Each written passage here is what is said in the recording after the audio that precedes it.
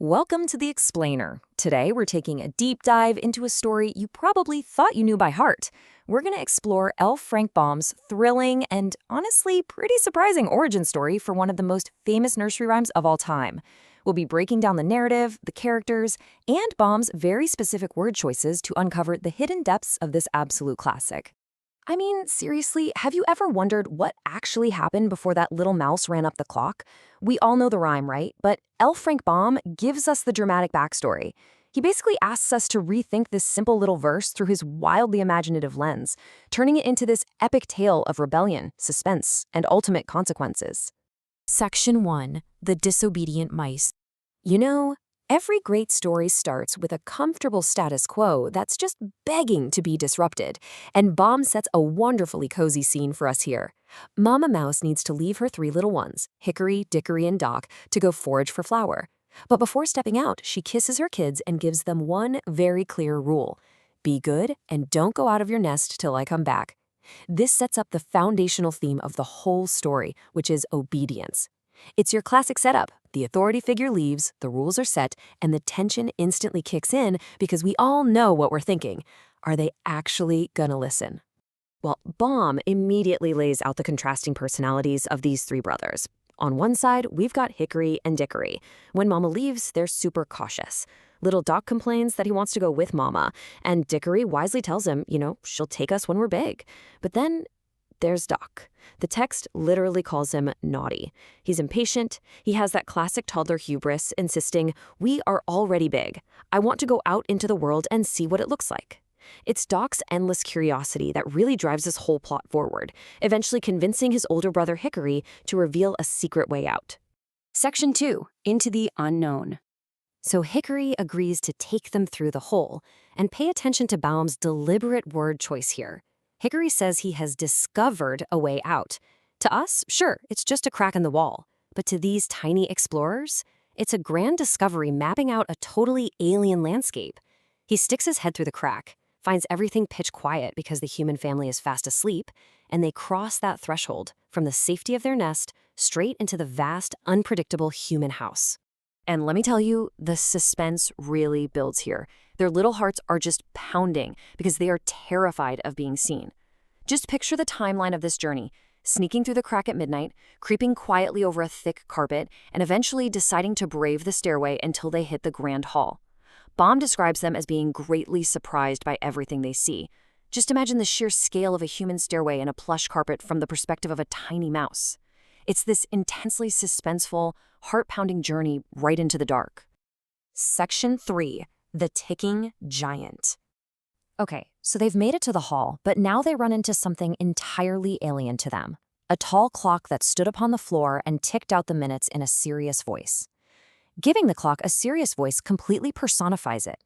To these tiny mice, this isn't just a piece of living room furniture. It's a looming, vocal entity that completely dominates the space. Baum describes them as being absolutely terrified by it. I mean, they are truly scared out of their wits.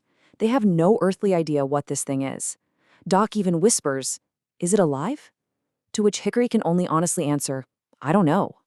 Driven by that sheer panic, they huddled close together, pressing tight against one another right there in the shadow of this massive, unknown ticking giant.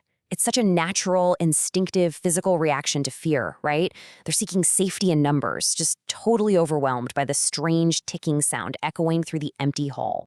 But then, the vibe totally shifts.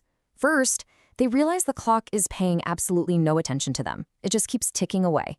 Because of this, the mice start to feel a lot less frightened and actually start running about the hall. And suddenly, Dickory lets out this huge squeal of joy. Why? Because lying right there in a corner, they find half a bun. The terror instantly evaporates, totally replaced by the excitement of a midnight feast. So they gather around the bun, and Baum tells us they eat it heartily, happily feasting on this unexpected prize until they polish off the very last crumb. In this exact moment, breaking Mama's rule probably feels like the absolute best decision they've ever made. They're safe, their bellies are full, and they're feeling completely victorious. Section 4. The Striking Climax. Of course, with a full belly, Doc's natural curiosity comes rushing back in full force. That ticking of the clock doesn't scare him anymore. It fascinates him. He slips inside a little hole at the back of it, and then, looking up, he spots something shining brightly. Assuming it's gotta be another treat, he gets ready to bite this shiny wheel right at the very heart of the machine. And right as he's about to sink his teeth in, bang! The huge gong sounds, literally right beside Doc's ear. This is the ultimate jump scare climax of the story. The noise is so incredibly loud, it makes the poor little mouse almost deaf. So what exactly happened? The clock simply struck the hour. It rang once, it was exactly 1 o'clock. The internal mechanics of the clock, which Doc thought was just a shiny little treat, activated to strike the hour.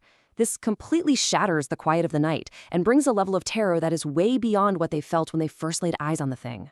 Doc screams in terror, completely abandons his little investigation, and bolts down the clock as fast as he possibly can. He bursts into the hall, sees his brothers already fleeing up the stairs, and just runs after them with all his might. It is a frantic, breathless escape, and they do not stop to catch their breath until they are completely safe back inside the walls, back in their nest. Section 5. The Lesson Learned. The adrenaline finally fades, the night passes, and when Mama Mouse returns, she delivers the real anchor of the story. She says, "You see, my dears, I told you not to leave the nest. What if someone had seen you? You should listen to me." Notice she doesn't yell. She simply points out the extreme danger they put themselves in by ignoring her rules. The human house is packed with unpredictable threats, from massive ticking clocks to the humans themselves. And Baum clearly states the result of this gentle but firm scolding. Hickory, Dickory, and Doc never ran away again. And all of this leaves us with a pretty compelling final thought to ponder. Was the midnight adventure, the thrill of discovery, and the taste of that bun really worth the absolute terror of the clock? Or does Mother truly know best when she sets those boundaries? Baum's story gives us a rich, highly entertaining narrative that explains exactly why that little mouse ran up and then so frantically down the clock. It's a wonderful example of how just a few lines of a nursery rhyme can be expanded into a timeless lesson on curiosity and the value of rules. Thank you so much for joining me for this explainer, and I hope this gave you a brand new perspective on a childhood classic.